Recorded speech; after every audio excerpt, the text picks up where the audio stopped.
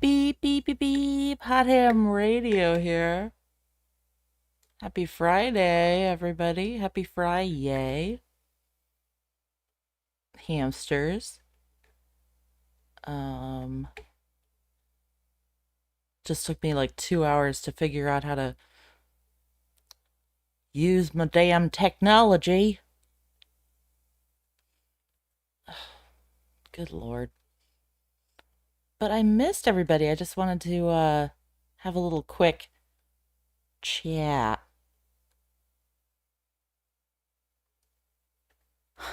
YouTube has been wild this week. Am I right?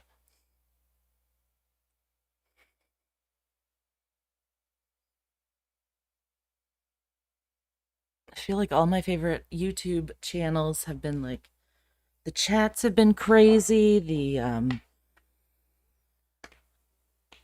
don't know, everybody's just I think everybody got bored for a couple of months and then or maybe that was just me. And then they came back and overloaded the system, but YouTube is going haywire. Hey Midnight Radio. And hey any Fruit Loops in the house. Hey, Lady Lisa. I'm just here to talk about some popular culture. um,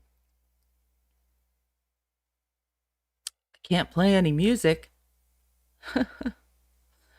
I will be playing music next Thursday night at 10 p.m. Eastern Standard Time with a smack of ham. If you would be so inclined, please tune in.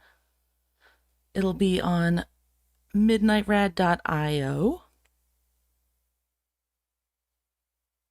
And believe me, I've tried to play music here, but it's not YouTube's fault, but Spotify really got me. I was playing it in the background in a bunch of my videos, and they mean business, folks. They just canceled my whole family account and everything.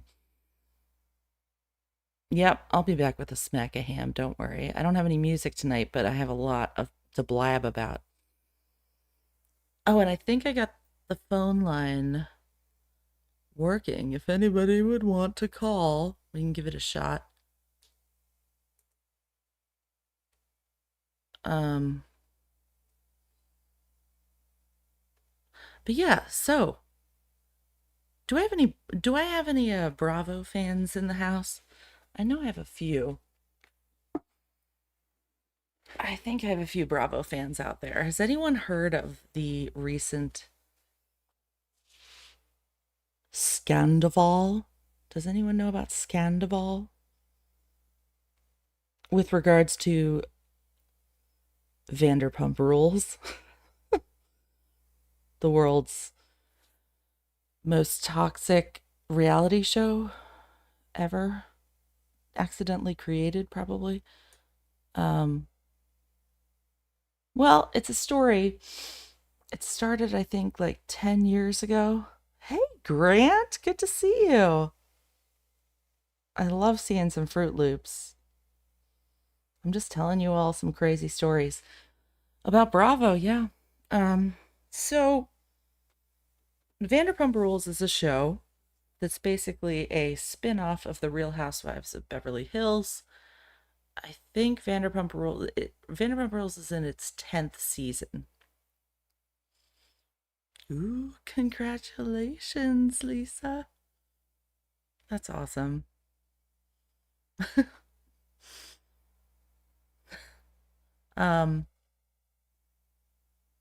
Yeah, sorry. I'm spacing out because I'm dealing with my technology and I haven't been talking to anybody on my ham radio.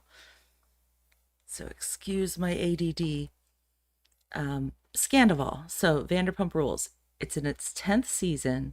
It started out in 2014 or 2013, I guess, as just a bunch of really obnoxious, toxic LA 20 somethings and 30 somethings, like actors, wannabe actors who worked at this restaurant owned by Lisa Vanderpump. So, Grant, I love that you know about Vanderpump Rules. Um, one of the most, it's a whole thing. It's a whole thing. People who didn't even know about this stupid show have started tuning in because it's been on CNN for the last few months. It's been in the New York Times. One of the characters is going to be in a Time magazine piece, apparently, James. And yeah, like my mom knows who they are now. It's crazy. Um, it's kind of funny. But there've been so many scandals on Bravo is the thing, and it's always sort of revolved around its own little Bravo universe of news or like the blogs, but it just got really out of control when everyone realized that Tom Sandoval had been cheating on Ariana Madix for at least 7 months with her close friend Raquel Levis. So this is has been a fun drama for me to follow as someone who has watched the show for 10 years. Well, I've watched the show over and over, the whole thing. But recently my friends who watch it are like, I get why you like true crime now, because it's like constant Twitter updates, constant. Scandoval has been coming at us from all angles. Like, I've been hearing about it on true crime channels. I've been hearing about it on CNN, hearing about it from like coworkers. Um, I think Tom Sandoval might be the most hated man in America other than Bryan Kohberger. Um, but it's really funny because I've been hearing all these podcasters from all different walks of all different genres. They mention Scandoval and they compare it to like true crime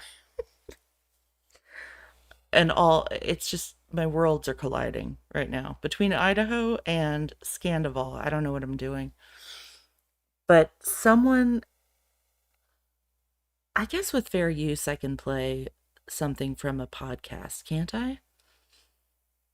So I just think you guys would be amused by this because, as some of you might know, I started out on this YouTube machine following the Chris Watts case. Well, actually, I started out on the YouTube machine with the Gabby Petito situation. And then I found out about Chris Watts because everyone was comparing Brian Laundrie to Chris Watts. And then I got obsessed with that for like 2 years and history was made.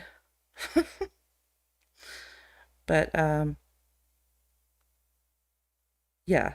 So, one of my favorite podcasters yesterday, after the first reunion episode of Vanderpump Rules premiered on Wednesday, this podcaster, who's a pretty big Bravo podcaster, they're called Sexy Unique Podcast. SUP for short. Um, just just listen to this. Hopefully you can hear it. Well, so Lala goes, I think anyone, what he's doing, he's just like Randall. He's a dangerous person. And Lisa goes, They're just recapping no. Scandoval. You can't say that. You can't say he's a dangerous man. Lots of people have done what he's done. And she goes, it's fucked up to be sleeping in a bed with someone who's like him because you don't know what they could do. Not no, but I don't think he's like capable of like murder. Though after watching that fucking Unaliving. Colorado dude, did you ever watch that Netflix documentary about that guy? Chris, what's his face? I can't even, the Watts guy. Yeah. I can't even think about that. That was truly. But he was also like.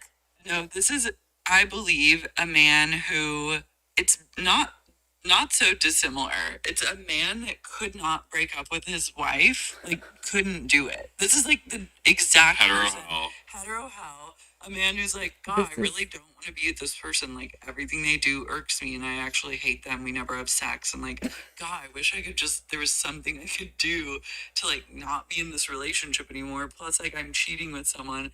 God, it's like, I wish there was just some way I could do something. And then instead of putting together, like, oh, you can break up with some, you can end the relationship and you can move out and then go live your the rest of your life. Yeah. You have the rest of your life to live, and all you have to do is say, I don't want to be in this relationship anymore. But instead, he murdered her and then murdered the kids. And I really do think it really started. I think it's a man that just, and I'm not laughing at this, but I think I have he thought about just couldn't scan. break up. No, it's literally, it's like, this is what they do. Straight men. This is straight men. They're like, if only there was some way where you could talk to someone and end a relationship. So there's some way to like get a second opinion on something, or like talk to someone outside of yourself, like a therapist. It's truly the lengths a Okay, man will go to. that's probably beyond fair use, but I'll apologize to Lars Marie later. It just cracked me up because I have like lost my mind for years about the misinformation that came out of the Chris Watts case. And now when I look back on it, it's like, who cares? I don't know. The reason I care about that case so much is because of the two little girls. But oh my goodness, that Netflix documentary was full of a lot of baloney. Um, but that's a long story. I'm glad Chris Watts is in jail forever. But um, if any of my Warts fans are here, they know what I'm talking about. Um, oh, and then someone else, one of my other favorite podcasters the other day, mentioned Chris Watts again. Oh, yeah, yeah. Thank you, Midnight Radio. Yeah. So supposedly, word on the street is that the Chris Watts case technically got our girl, Banfield, probably like either fired or, yeah, fired pretty much from what was it? HLM? Whatever that network was. I don't know if that was a real journalism network or what, but she was actually reporting a lot of the stuff that about the Watts case that has been quashed, as they say, over the years. So she was reporting a lot about like digging through Shanann's Facebook, and she was questioning everything. So I always had like a respect for old Banfield because she did her own research, albeit through social media. She's still doing that clearly. But it's interesting to see like Banfield's evolution from the Watts case and getting, you know, breaking ties with that network, and then uh, definitely over the Watts case, and now seeing what she does on News Nation, and seeing how Bryan Enton is also hired for News Nation after the Petito case, because before that he worked for WFLA in Florida and was just a avid social media watcher, which is journalism, I guess, these days. It's just some people you might disagree with the story that they go with sometimes. It's like, I think Banfield is, I actually have a lot of respect for her and Brian, not Laundrie. God, it's been a long week, you guys. It's been a long week and a lot of Brian's. I heard JLR say that recently too, and I was like, yeah.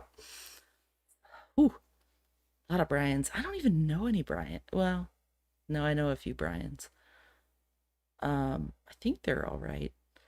But anyway, what was I talking about? News Nation, yeah. So it's like it's the it's the network of rejected journalists who relied too much on social media, in my mind. Like, you know what I mean? It's Bryan was basically like he rose to fame as a investigative journalist through tweeting basically, and essentially so did Banfield, because they're kind of a team nowadays. But Banfield also did like that. Watts, she uncovered a lot of really interesting stuff about Watts that people are still talking about. Hey, objection overruled. I told you I was going to start talking about this stuff again. The end of May, and I can clear my mind a little bit. But I just think it's interesting. Okay, I know I'm all over the place, but there's a difference between the media and journalism, a big difference. Like, I am a journalism school dropout. I got in, like, had to apply to and got into a very respected journalism school um, for my bachelor's degree. And within 2 semesters, I dropped out because the standards they held you to were so intense. Like, it was literally, if you have one misspelling, if you don't dot an I on every class, we had to submit a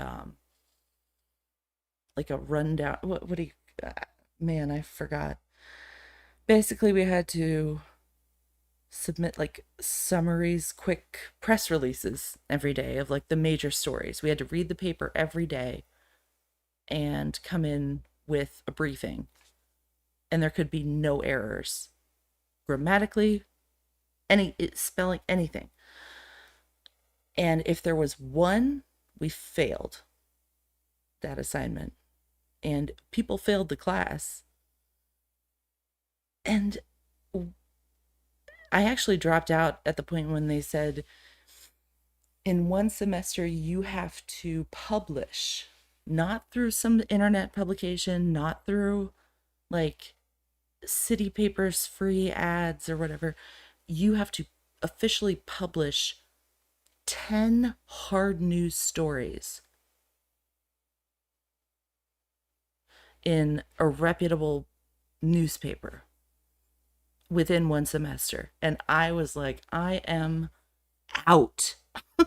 And whoever made it through that journalism class, they should be there. I hope they're doing something. I hope they're listening now. I couldn't do it. And clearly the media can't do it either.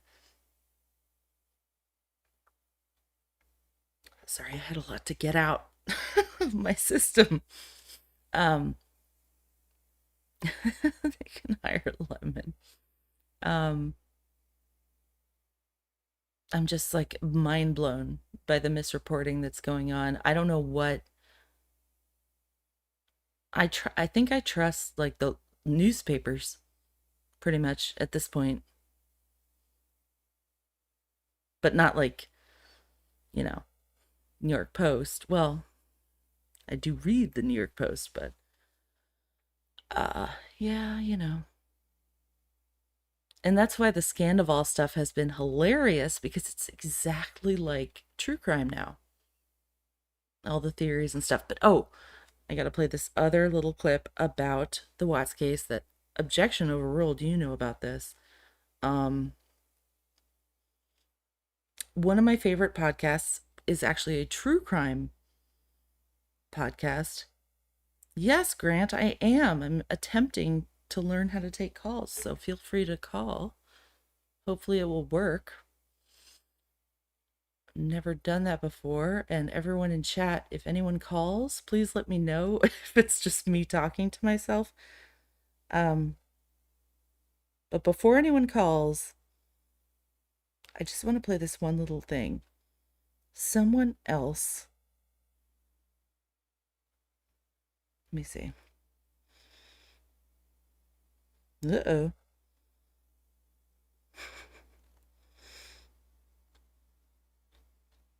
Yeah, last podcast on the left, they did a story the other day. They had a conversation. Last podcast on the left, I think it was on their, maybe it was on their Patreon because I'm a nerd, but they had a conversation with Claire Trapasso. And I will put these links in the show notes. She is a journalist and executive news editor of Realtor.com.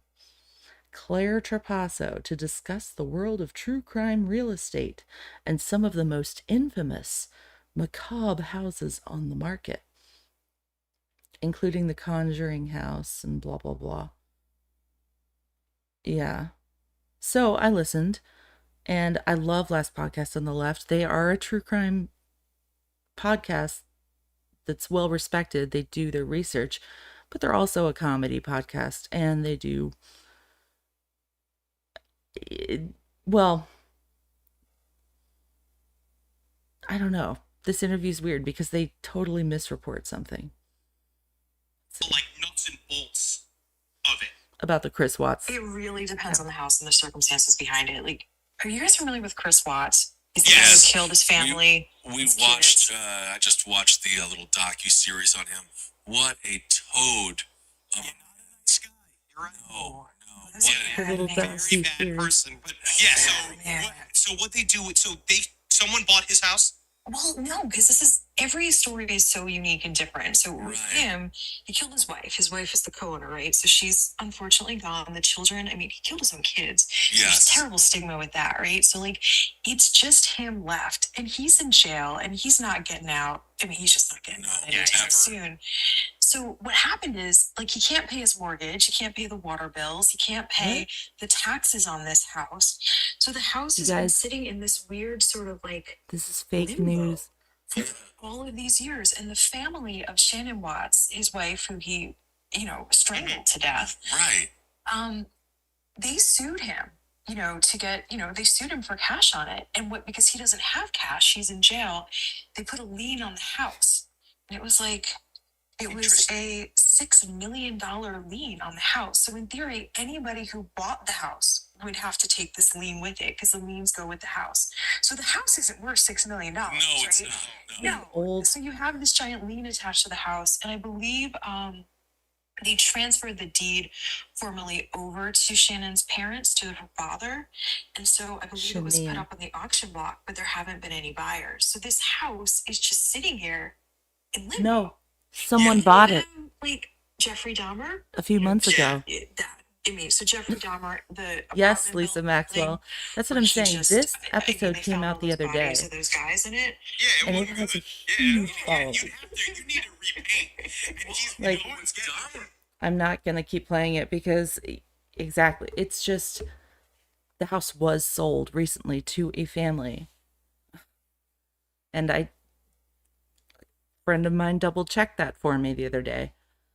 And I'm not like, I'm using the Chris Watts case as an example of how a narrative is being spun in all these stories of any of these like horrific crimes, whenever there's children involved or young college kids, or there's certain stories that just the media gets them, and who knows where the narrative is going to go, basically.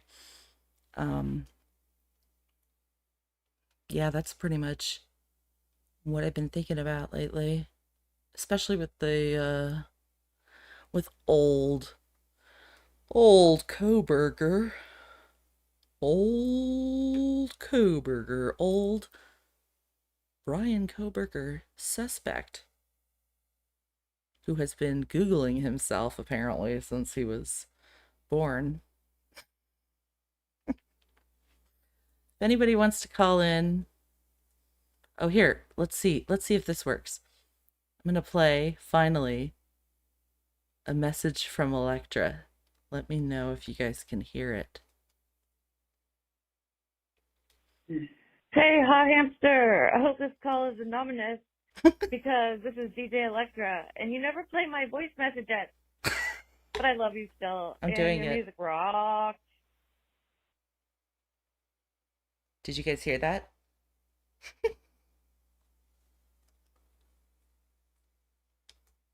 Let me know. That means that maybe my machines are working.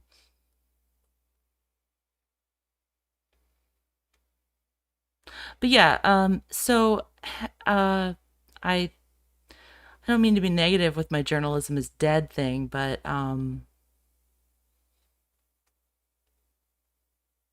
there ain't much journalism out there.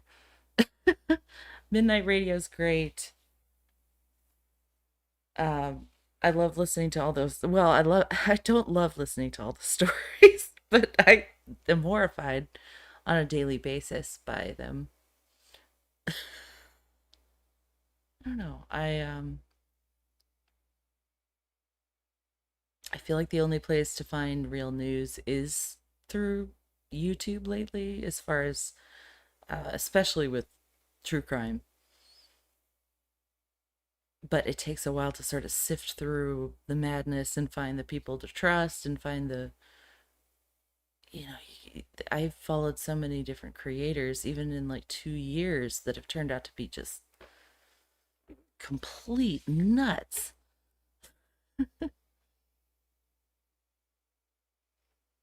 Yeah, where is Electra? She's working. Oh, no, but we're the new journalism folks. Don't worry. It's not all up to them. It's it's funny because doesn't it seem like it's like the news lately is down to Dateline and TikTok. Like you either, and it's just they're getting information from each other, basically.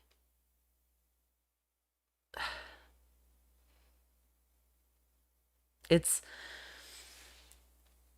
it's at this point where I only like believe people that I trust anymore. I don't know.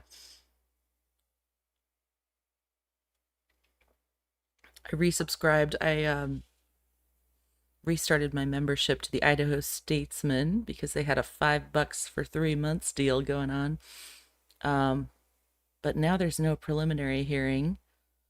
So I guess I'll just read about the goings on in Idaho for 3 months. Why not? Um, I it's funny, my family who lives in Idaho, like years ago, they were trying to convince me to move out there when I was in journalism school, and they were like, you can totally move out here. You can, stay with so and so and you'll be fine and we'll find you a great place to live and we got connections at the Statesman. You can work for the Statesman. And I was like, that's cool. Sure. So it's just funny that they're the center of this crazy story right now. Yeah, Lisa, it's weird. I don't turn on a TV either. I don't really have TV, I guess. I just have internet. I don't pay for cable or anything. I don't have an antenna. I guess my parents are always like, "Do you want us to get you an antenna?" Cuz they don't use cable. They don't believe in cable TV. And so they're just antenna people, you know. Just PBS and network news and they don't really watch that anymore because it's horrifying. Like try tuning into Fox 5 DC sometime and try and get through that. It's rough. That story that Midnight Radio was talking about tonight, the one in PG County with the teenagers on the bus. Yikes, that story. I looked it up and it's all over Fox 5 DC, of course. And so So yeah, I don't really watch TV. And here I am on YouTube finding out about all the stories that are on TV. Aw, Grant. That's sweet of you. I don't know how to do that. I don't have enough followers. I don't have any kind of monetization situation. My Cash App is $Hot Ham Radio. That's all I know. But this is cool. I'm glad you guys can hear me. That's always a plus.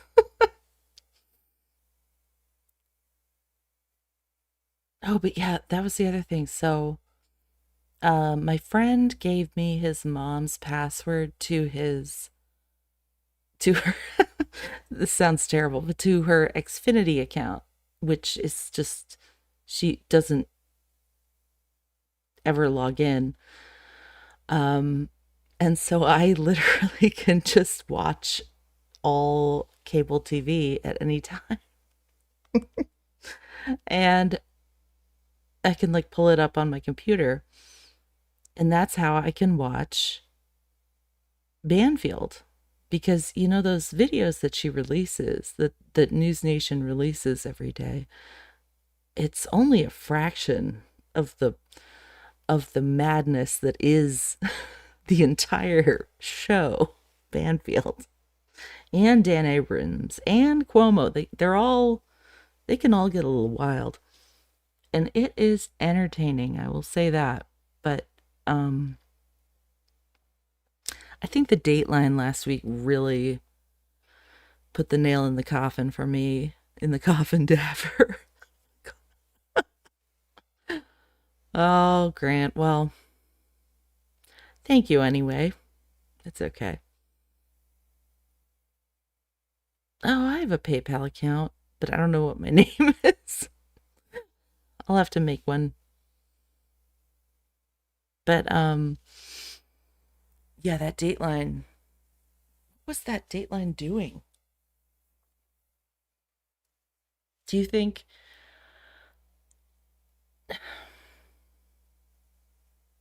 I feel like I'm hearing it's really strange because like the day after that Dateline came out, I heard all these creators that you know, would listen to regularly. I think I listened to maybe max like 7 different creators who talk about the Idaho case. And I'll lose some and then follow some again. But on a daily basis, there's probably about an average of like 6 or 7 that I'll tune into every day. Um, like not all, you know what I mean. And an equal amount of them were like horrified by the information that Dateline put out, and an equal amount were like, "Ooh, well, hi," you know, like they trusted Dateline, like, "Oh, Dateline knows. Keith Morrison knows." Because you have that trust. Like, I trust Keith Morrison, or I did. I'm not sure if I do anymore. I'm honestly a little bit freaked out, and I just hope Keith Morrison isn't responsible for what happened last week, because I don't know what they're doing. Like, it seems like they're just recycling a bunch of very old like clickbait. And then the new things that they bring into the story are completely unverified. And is that okay? I guess I don't know it's like, are they trying to be more like social media and just like show this? I don't get it. I just think they seem like they're just a bunch of network news lately seems like it's just corporate YouTubers. It's like people just capitalizing off of social media creators, and they have millions of viewers and subscribers and endless money, and they're part of these big conglomerates, and they can just pick and choose whatever they want. Like, I hope that's not true, but it really freaked me out to watch that Dateline, because there's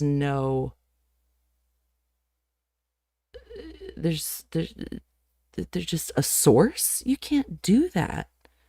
I don't know. This Idaho case is going to be a big, a powerful case in this country, I think, for the future, because it's having implications that are spreading all over, like the media and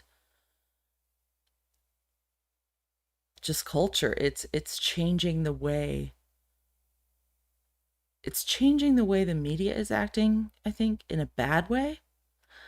But I'm hoping it will change the justice system for the better, and even if in a tiny way, because we do have to learn in this world that's changing how to deal with these things. Like, how do we reckon with, how do we stay true to justice with all this noise? And like, we can't ignore it. We can't say like, oh, we're going to find an unbiased jury and just assume that that's possible if we move, like, oh, let's move the trial from Moscow to Boise. That's fine. Or like, whatever, Pocatello. Are you kidding me? You can move it to like Antarctica. People will still know about this case. So it's interesting, I think. And I think it's interesting because the fact that that preliminary trial is not going to happen, that more than anything, I felt that like since day one. I was like, there's no way. Because that preliminary trial will show us, the world, a lot about this case. And I was like, they're not going to let us see it. They're not going to let us see it. And guess what? They're not. They're not going to let us see it. Not yet. And I think it's really sad.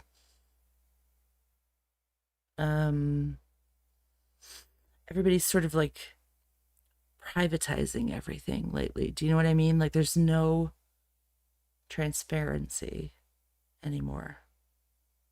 Well, there never was, but yeah, that's right, Grant. It's a lot of Moscow talk these days. Moscow. Also, have you guys noticed lately when I've been listening to the news, like even on like NPR, unfortunately, they are pronouncing Moscow, Russia, as Moscow. I heard a reporter the other day saying like Putin in Moscow. I was like, what? Where am I? Which one? Are we in Rome, Georgia? Are we in Athens, Georgia? Okay. Yep, that's right, Lisa. They sure did, because they do not want their beeswax out there. But I don't know that they're gonna be able to accomplish that. It'll be interesting to see if this trial happens in October. That would be pretty incredibly interesting. I'm curious. I feel like I'm 50-50 on this case. I have no idea, if it could be. I don't know. This case could go in any direction, and I would be blindsided. And, well, I don't know. Okay, guys, I'm gonna get off here. I just needed to use my voice again on the interwebs and say hi.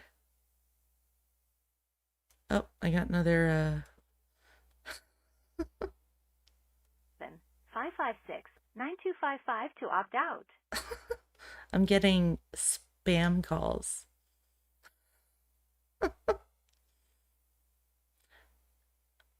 What? Yeah, I got a bunch of spam calls on my Google Voice. Well, thank you all, hamsters both old and new. Thanks for bearing with me. Just needed to vent a little bit, and it's good to talk to you all. I hope you all have a lovely weekend or long weekend, depending on what country you're in. All right, folks. I'll be back. I'll be back soon. Thanks for joining me. Beep, beep, beep, beep.